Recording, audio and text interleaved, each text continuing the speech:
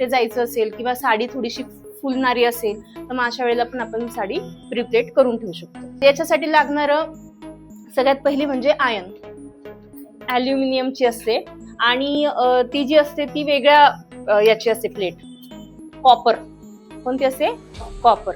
तर मग याच्यात आणि त्याच्यात काय फरक असेल तर ही जी प्लेट काय काम करते, तुम्हाला प्रॉपरली जी प्रेस करतो ती कडक करते. त्याच्यामध्ये काय होतं, एक म्हणजे ना फॅब्रिक ना कडक होऊन जातं.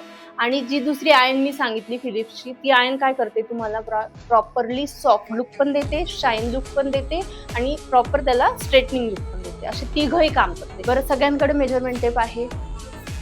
मेजरमेंट टेप साधा सिंपलच वापरायचा. इथून शोल्डर पासून आपण जेव्हा स्टार्ट करतो तर मिड क्राफ्ट पर्यंत आपल्याला न्यायचंय. Shoulder to mid craft, shoulder to backbone. कसं पकडायचं ते बघा.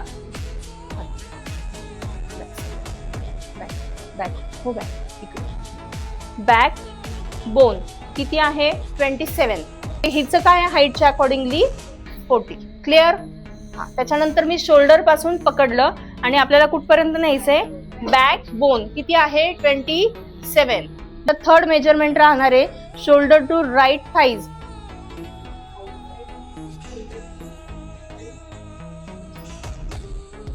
49. वेस्ट मेजरमेंट लिहा. बटनच्या राईट थाईजच्या इथून स्टार्ट करतो. क्लिअर? असंच करतो ना? किती? 39.